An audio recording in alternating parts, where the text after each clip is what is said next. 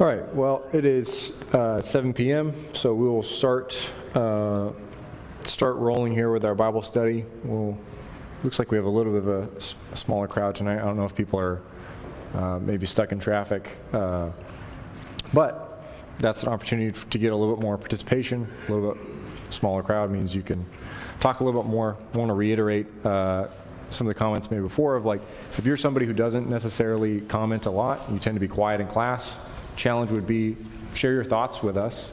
We want to get some of that insight from you. You may see something in the text that is exactly the thing that somebody else needs to hear. So we want to get comments from everybody and kind of really make this a group discussion. We're going to be in chapter 3 tonight, and kind of the way we'll structure this is we'll take probably the first 10 minutes of class and just give people an opportunity to kind of sit with the text, read through it, mark it up. Hopefully most people have access to these or have a Bible that you're comfortable writing in. And then we will kind of break up our discussion in 3 different sections and talk about the text together as a class once we've had a chance to look at it quietly. All right, before we jump into that, let's have a prayer real quick. Would you bow with me? Father, we're grateful for this time that we have tonight to study your word together. Pray that you would bless us to have open minds and open hearts, to be seeking after you, to want to know more about who you are. We ask that you would help us to focus our minds and lay aside worldly cares, and that you would help us to see your word truthfully without the tint of our own bias, so that we would be changed by what it says rather than changing it to fit what we think it says, that we would be looking to see who you really are and conform ourselves to your image, Father. We thank you, we praise you, and it's in Christ's most holy name we pray. Amen. All right, so like I said, we will be in chapter 3. Let's probably take until, yeah. Oh, sorry, I thought somebody said something. Let's probably take until 7:10, and just kind of go through this, look at it, see what you see, and then we'll regroup in just a few minutes and talk about it.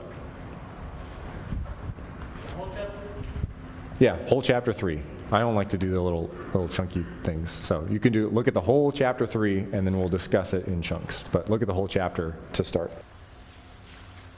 All right, hopefully that was enough time for everybody to get a good look at that and kind of sit with that for a little bit. By the way, if you're visiting with us, we're in Daniel. I don't remember if I said that or if I was just like, we're in chapter 3. So hopefully you figured out where we are one way or another. What I'd like to do is kind of break this down into chunks as far as our discussion goes. So first, I kind of want to hear just what you guys think about verses 1 through 7. What kind of sticks out to you in those first 7 verses? What did you notice?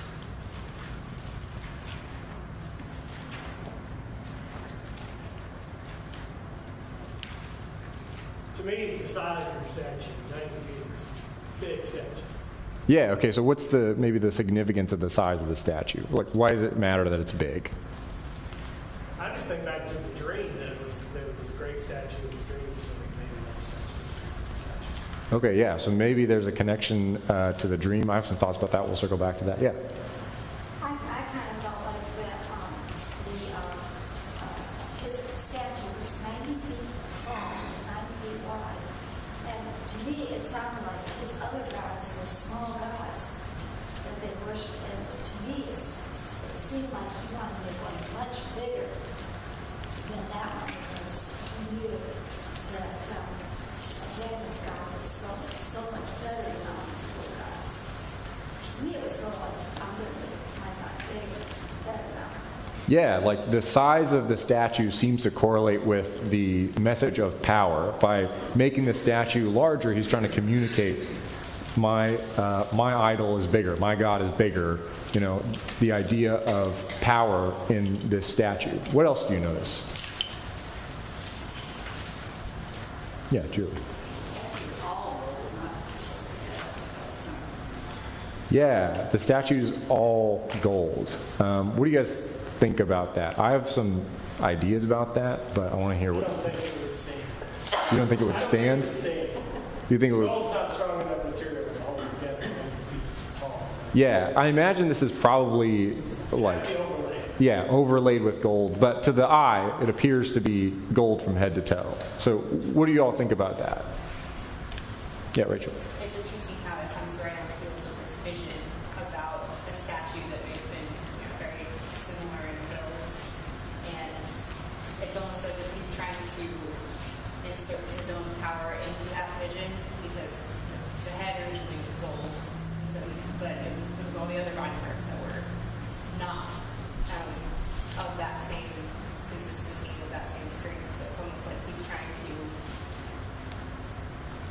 bring his kingdom to this place where it has that same strength and consistency to it, and kind of go against that vision of what the interpretation was. Yeah, so it's kind of interesting that this statue shows up right after the chapter where Nebuchadnezzar had a dream of another statue, and that statue has some gold elements as well, right? And in the dream, the head of the statue is gold, and Daniel tells Nebuchadnezzar the interpretation is the gold head is representative of you, Nebuchadnezzar, and your empire, and then all these other like sections of the statue below that are not gold, those are symbolic of empires that are going to come after your kingdom.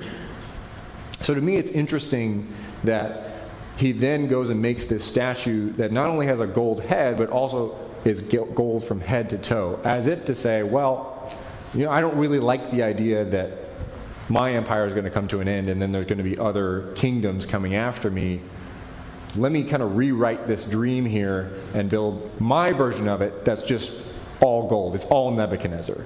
Is that why Nebuchadnezzar built this statue? We don't know. The text doesn't say that. So for me to assert that that's exactly why he's building this statue, that's probably a reach from an objective standpoint. But I think it's interesting that it follows on the heels of that previous story. Maybe some of that is what's going on. What else do you notice in the first 7 verses? It also falls on the heels of him bowing down and paying homage to Daniel and saying, your God is the God of gods. And then now I've got this God, and now everyone has to bow down to this one. Like, the mindset could be a couple of different things. Yeah, so you said the mindset could be a couple of different things. Like, elaborate on that. What do you think is going on? I mean, part of it could be wanting to take back his authority. Sure. Like, maybe people saw me pay homage to him, so I need to make sure we place me back on top. Is one of the thoughts. Be that he's simply just doing it because he's still confused, right? Clearly he gets some of it, recognizing God, but it's still just, we know there's lots of gods, and this is a really big one, it's a Yeah, whatever the case is, it seems like it hasn't sunk in for Nebuchadnezzar yet that God is God and he's not. Josh, you had a comment. It's interesting that all of the officials are here, but only Shadrach and Meshach are called out, Meshach and Abednego. Daniel isn't called out for not bowing. Because Daniel is one of these higher up officials, so he should be there too. But Yeah. he's not called out on the carpet for this. Yeah, and I don't know why that is. I'd be curious to hear if anybody has any thoughts. The only thing I could think of is either he's not there. It seems likely that probably not literally every person who had a position of authority was at this statue worship event, because then you'd have nobody like running your empire. But it is also, I guess, within the realm of possibility that Daniel doesn't stand with his friends in this instance. The first instance seems more likely just based on what we know about Daniel and his character, but we're not really told where he is or why he's not there. I don't know if anybody has any thoughts about that, but Julie, do you have that? Unless Nebuchadnezzar accepts Daniel from some stuff because he's more at all. Okay, yeah, that's also a possibility. Maybe Daniel kind of gets a pass. I don't know. But if he was there, you would expect him to say something. Right, which makes me think he's probably doing something else in this scenario. And so for that reason, it seems like the blame gets lumped on Shadrach, Meshach, and Abednego, who are the guys who are standing up. What else do you notice? Yeah. I was thinking how the reason why Shadrach, Meshach, and Abednego and Daniel are in Babylon is because of the idolatry that was going on in Judah at the time that caused the exile. So here's a test. Are you going to go back to your ways? Are worship an idol. Yeah, love that connection of idolatry is historically a problem for the Israelites, and that's how these guys got to this situation. Michael, you had a comment. His insecurity kind of bleeds through here, and that I guess I never really thought about that. It's like immediately, if you don't bow down, you're done, and it just makes you think about God and how many people like reject Him daily, and He's still patient with them and giving them time every single day. Whereas this guy's like, you don't do it instantly, I'm done with you. You're going to the furnace. Yeah, I like that correlation between the way that Nebuchadnezzar asserts his authority versus the way that God asserts his authority. Because Nebuchadnezzar also isn't looking for genuine submission, right? He wants you to do the act, and as long as you're like doing the outward signs that make him look good, he isn't really concerned with the hearts of these people. It doesn't seem like there's any expectation that people are abandoning whatever other gods they may be worshipped. He just wants them to worship this image that he's created. And so I think that connection between the difference of his heart and his kind of very rule by like fear and brutality approach, great contrast to the way that God exerts his authority. What else? Do you have a comment? I was going to say that, I don't not someone else. Yeah. I've noticed that 3 times it says that he erected it. Just God's driving at home that Nebuchadnezzar was the source of this statue, this God. Yeah, that's a great point. There's several times throughout the text it emphasizes the fact that this is something that Nebuchadnezzar set up. So it's kind of the opposite of the way it should be, right? Like if this is such a powerful God, shouldn't this God be the one creating people? In the inversion, Nebuchadnezzar, just a guy, has created this big statue. And you can kind of see intuitively, like, this is really illogical, Nebuchadnezzar. Like, you're worshiping a thing that you have made. Something's not right here. Any other thoughts on verses 1 through 7? I think one thing that I would emphasize before we get into the next section, this isn't just about like patriotism or like bringing people together. This is about idol worship. And I think it's interesting that he brings together all of these rulers, and particularly that it mentions all the peoples, nations, and language groups. And that to me kind of gives the impression that Nebuchadnezzar is trying to do something here where he's bringing together all the people who are in charge of all of these different people that he's conquered and forcing them into a situation where it says, hey, remember who's in charge? Me, Nebuchadnezzar. And so this isn't just about this isn't like they're singing the national anthem. Like they're being forced to worship and pay homage to this God that is all about really Nebuchadnezzar's power and dominance, and him basically being on par with God. And that's kind of where this seems to be flowing from, is him asserting his dominance over the people that he has conquered, and kind of asserting in some way his deity. All right, so for the sake of time, let's move on to the next kind of longer section. Let's talk about maybe 8 through 23, this kind of interaction with Shadrach, Meshach, and Abednego, and Nebuchadnezzar. And I'll give you guys like dealer's choice on if you want to use their Babylonian names or Hebrew names. I'm going to get confused if I try to commit too hard, so it's up to you. But what do you notice in kind of this middle section, 8 through 23? What sticks out?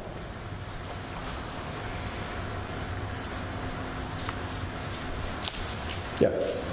I don't know why this sticks out to me, but the part that always kind of tickled me when they say, they declared to King Nebuchadnezzar, "O king, live forever," like he was immortal. I mean, obviously that was the image he wanted to portray. That was the godlike image I guess he expected people to accept of him, as a lot of pharaohs did. I guess they were also treated as deities, even some Roman emperors were. But that reminds me, you see that a lot of history over and over again. It's punctuated with rulers who try to take on this mantle of deity. And that's what I see here, the way they're treating him, or calling him, addressing King Nebuchadnezzar in this verse. Yeah, it seems like they're kind of trying to butter him up with that appeal to his sense of being some sort of divine figure, divine ruler. Live forever. You're eternal. You're immortal. Offering to him praise and honor that isn't something that he as a man is worthy to receive. What else, Michael? It's kind of following that contrast of Nebuchadnezzar and God. Like, the reason that they're doing this is not that they're like ratting the Jews out. It's not, Nebuchadnezzar is so great and deserves to be honored. I can't believe, I'm offended that you're not worshiping him. It's, we just want them to suffer. It's a malicious intent for the purpose of getting them thrown in the fiery furnace. Yeah, the people that are following Nebuchadnezzar are people who seem to be pretty motivated by self-interest. And you can maybe see why these guys would be interested in getting rid of Shadrach, Meshach, and Abednego, because they're people who have come from a conquered nation and now they've risen to a position of pretty high authority. You can understand how these guys who are evidently not very nice would be kind of have it out to try and get them. What else? Yeah. I like to think about all the things that God could have done and his wisdom and the way he did handle this situation. For example, when the Ark of the Covenant was put in the house of the god at Dagon, and God made the image fall down and eventually broke it. He could have just taken a mighty wind and swept Nebuchadnezzar and the image into the fire and melted it. But he didn't choose to do it that way, and I think he certainly had power and he could do whatever he wanted. I think it's interesting that he gave these three men a chance to do something really heroic. And I guess he knew they could. Yeah, there's a lot of nuance to the way that God deals with the situation, and he is very active about working through his people, not just kind of shooting lightning bolts down from the sky, right? He's giving an opportunity to Shadrach, Meshach, and Abednego to display their faith, but also to give him glory and work for him. What else? Yeah. Through the first three chapters, I've been noticing the things that God can do that no one else can, like delivering his power and bringing strength and honor, and then revealing mysteries. And this chapter, talking about verse 17, the rescuing from fire and rescuing from Yeah, so throughout, I like that you bring that up, kind of that theme throughout Daniel, things that God can do that other gods can't, other people can't, that's kind of the theme of Daniel, is God showing his power, particularly over Babylon and over these other kingdoms, showing that he is the one that's in control, not them. Jacob, do you have a comment? I like that you mentioned their Hebrew names, Hananiah, Mishael, and Azariah. I think that's actually pretty significant. I've thought about that reading through Daniel, that they're not rolling in their graves. That they went down in history as the Babylonian deity names. But anyhow, I think this is one of the great examples in the Bible of the choice that they made to serve God rather than themselves. They will to do that, and we all have that choice to make. And this is an example that I think when Hebrews talks about people of whom the world is not worthy. Nebuchadnezzar and Babylon certainly not worthy of these young men. How much easier, it seems that our lives are, what we face today, how we should, honor that commitment as much as they did. Yeah, absolutely. Mara, did you have a comment? To that, Jacob, verse 18, but if not. So powerful to me. We pray for things to come to pass, but we need to also say, but if not, we will serve. We will die serving God. I feel like that's so powerful. Another thing I noticed was verse 15, how Nebuchadnezzar kind of challenges them like children.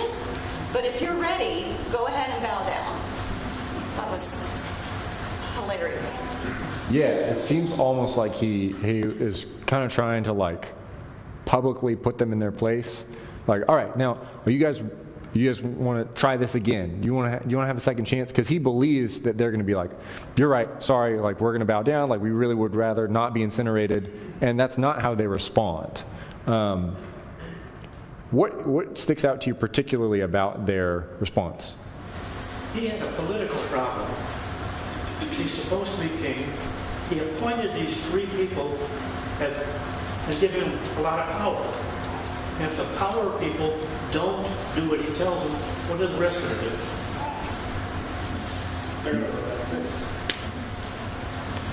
Yeah, I think that's a great. So he was forced to do something. Yeah, I think that's a good point. Kind of cycling back to I think Michael had said about his insecurity, right? Of he's very afraid of losing his power, right? And he doesn't seem to have a very confident hold on it, because any kind of threat that there is to his power, he's got to rule with an iron fist and make sure that he puts people in his place, rather than, or in contrast to God, I think, who is about as secure in his power as you can get and doesn't need to rule with an iron fist.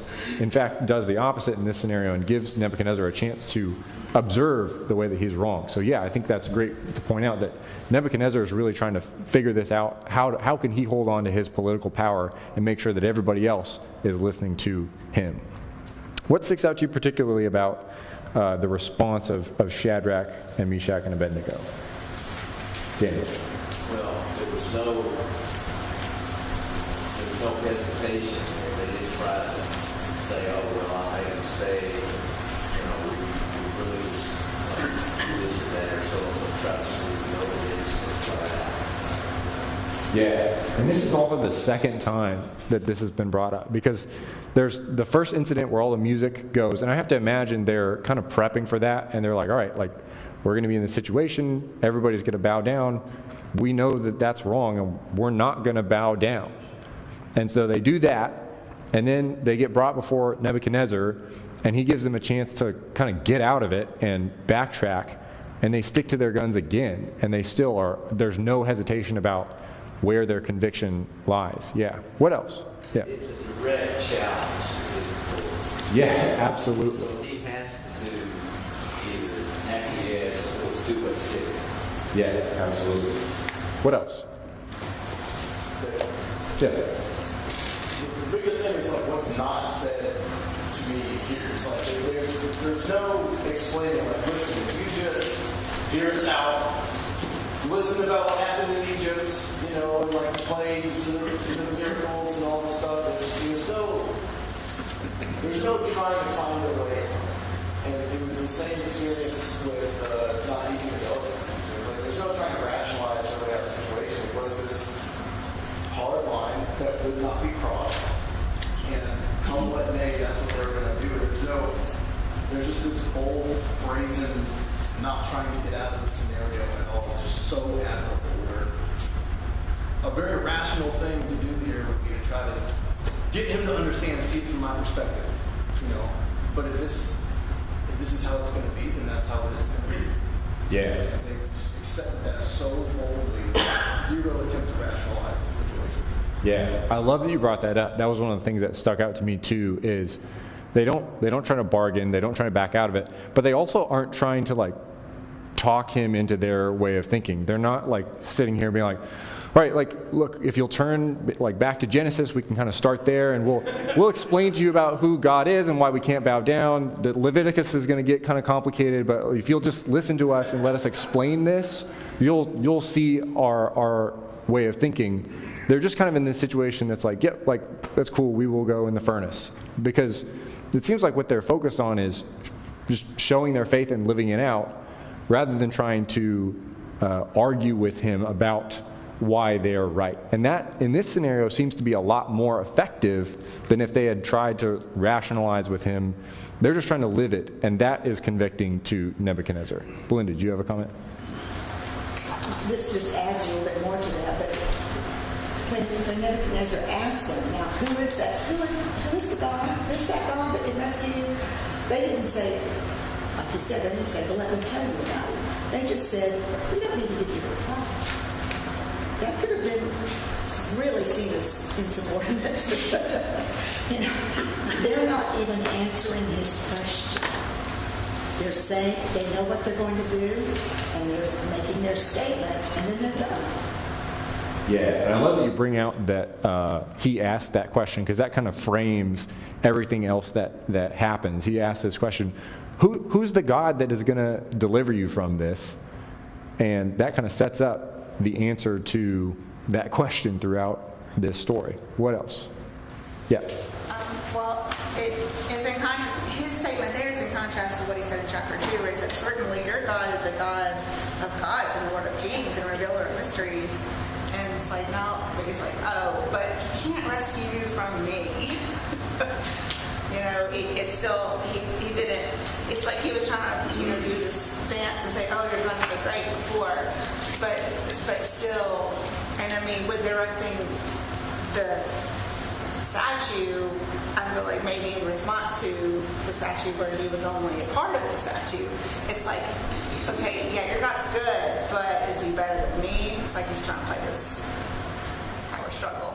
Yeah, I like that you bring that up, because I think that parallels one of the heart problems that we can struggle with a lot of the time, right? Where we can be like, God is my life. God is my priority, my conviction. He is the one that I serve above anything else. But kind of when the rubber meets the road, like I'm pretty smart and I kind of know what I would like to do, and I'm probably going to go with that. And like we will say that we're 100% convicted about following God, but we'll kind of hold back a little bit and be like, yeah, he's like right up there, but like I'm just like a little bit more important. And like I just think I just have a little bit more perspective on like how to handle this situation. That seems to be Nebuchadnezzar's problem. He's becoming more convinced of God's power, but he hasn't really gotten to the point where he's like, no, God is above me. What else? Julie, did you have a comment? His ego is so huge, and when he gets angry, he can't reason with him. He says he's violently angry, filled with rage, furiously angry. He's not just a little angry. I don't think he can reason with him anyway. Yeah, he seems to have some serious anger issues, because he gets angry. We're 3 chapters in. He's gotten angry a lot, and his typical reaction when he gets angry is like painful death. Like he's always like, "I'm going to burn you. I'm going to like dismember you and like turn your homes to rubble." Even at the end of this, he's like dismembering people and turning them to rubble. So he really seems to have some issues with like submitting. Allison, do you have a comment? So they do similarly here to what Daniel did back with the food, which they allow God the opportunity to show up and show his power. It reminds me of the showdown with Elijah and the 450 prophets of Baal. It's like Elijah doesn't get into this argument with Ahab. He just sets up an opportunity for God to show them how much greater he is than their gods who are off on vacation or in the bathroom or whatever they're doing, right? And so they set this opportunity up too. And the cool thing is, God can show up, and they say this in their statement, whether he preserves them or not, which I think is super powerful. Getting back to that, but if not, I think that part is so impactful that, like in Philippians, either life or death, gain both ways for them. Yeah, I like that. The idea that they're not trying to, their faith isn't trying to predict what God's going to do or dictate what God's going to do. They don't go to Nebuchadnezzar and say, like, we're gonna call down deliverance from God, and like we're gonna have him save us, or like he's gonna like bind the fire for us. They're kind of going into this saying, our God is more than powerful enough to deliver us from you, and if he doesn't, we are also okay with that. They're not trying to dictate how God solves the situation. They're just completely convicted that he is going to solve it in a way that works out to his glory. And if that involves them burning up in a fiery furnace, they're cool with that. Let's move on, because we're almost out of time, to this last section where they're in the fiery 19 through, 24 through the end of the chapter, where they go into the furnace and are not burned up. What sticks out to you in that section?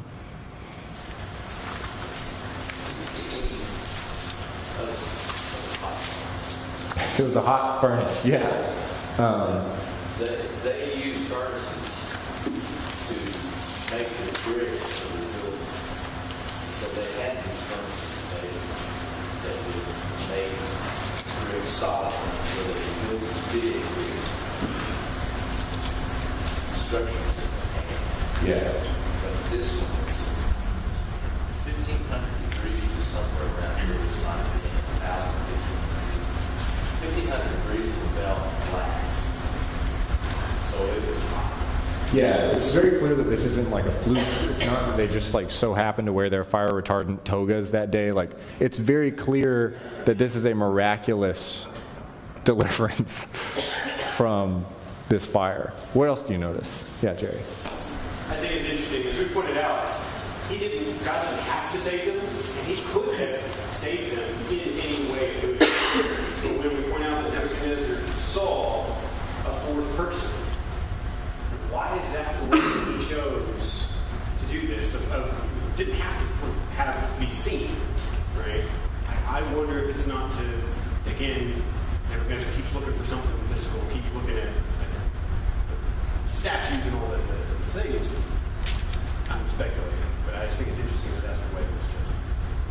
Yeah, that is interesting. I don't know if I have any. Yeah, David. With that, you kind of get similar impressions like when Abraham was told to sacrifice Isaac.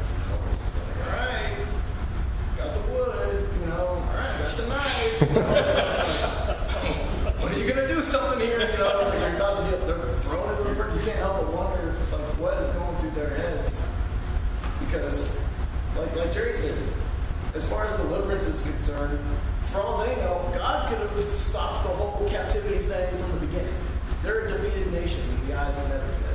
And so it's like they're not waiting, they're not using their logic to determine what deliverance means, which is an insane amount of faith that's almost impossible to relate with in our day and age.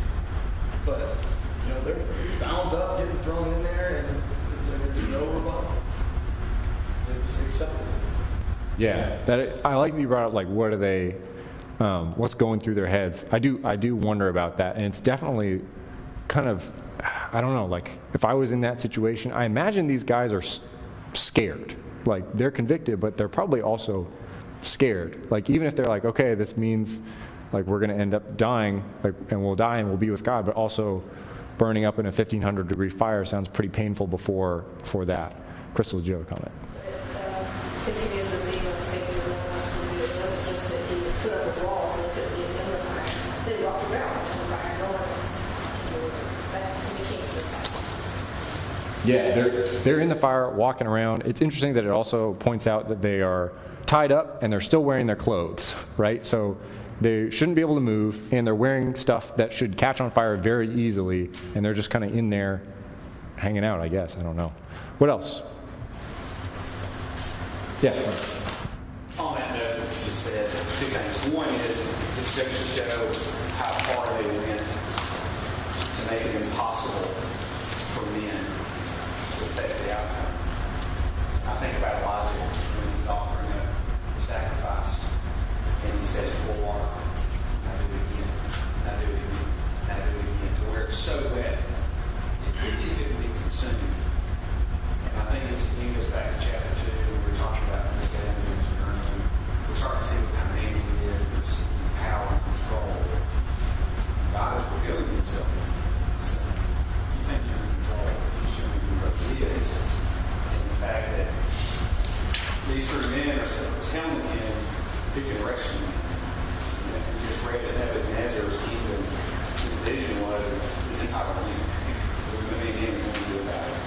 He's not in control. God. And so this is another situation where he is trying to reveal himself to Israel. And an event that cannot be explained natural, cannot be done by human beings. And so again, I think it's just coming back into Nebuchadnezzar who's learning control of his power. Yeah. And the other thing is, everything that makes it clear that this is a miracle is coming from Nebuchadnezzar, right? He's the one who says, heat the furnace up 7 times more. He's the one who ties them up. And all these things add up to make it more plain that God is the one who is delivering them, not any kind of human force.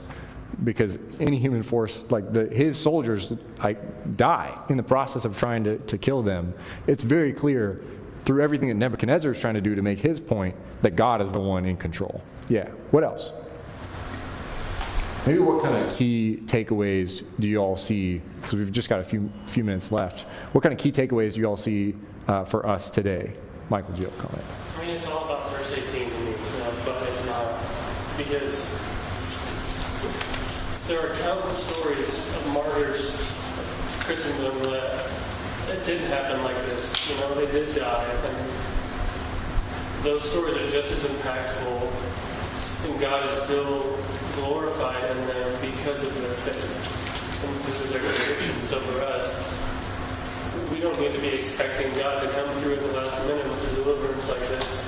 We need to have the conviction that no matter what happens, like we're gonna be right there with Him, even if it means death. Yeah, absolutely.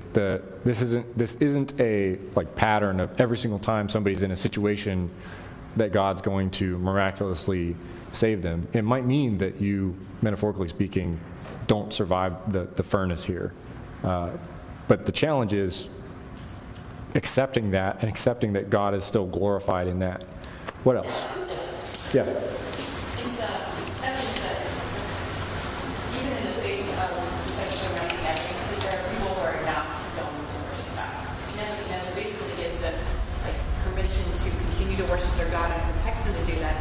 But he's not changing his whole face of his nation. He's not tearing down his statue. Everyone's still. This wasn't enough to make him want to worship God solely or even at all. It was just. And yet, in the face of such a great miracle, it couldn't be denied. You would think that would be overwhelming reason to worship God, and just basically acknowledges him that that's God, that he's good as it goes. Yeah, I like you point out that at the end of the story, Nebuchadnezzar is like kind of starting to get it, but he still doesn't get it, and that's a good kind of setup for chapter 4, because that's going to explore that more. Nebuchadnezzar is getting all of these examples and evidence that God is in charge and not him, but he's really not wanting very much to accept that reality. One thing that stuck out to me, and this is kind of one of my big takeaways from this, I like that it mentions that their hair isn't singed, their clothes aren't burned, and particularly they don't even smell like fire, which to me is an image of the completeness of God's deliverance. Like they're not kind of like scraping by and like coming out with like smoky clothes and like as if you had just run through a burning building. Like they're walking out, and if you've ever been to a campfire, like you smell like fire just from standing around it. These guys don't even smell like smoke. And to me, that's kind of evidence of when God delivers, he delivers us completely. You don't even smell like fire. And so I think that is some powerful imagery there. Thank you all for your comments. Please, if you're used to sitting in the front, please come, take your normal spots. And thank you guys for your comments.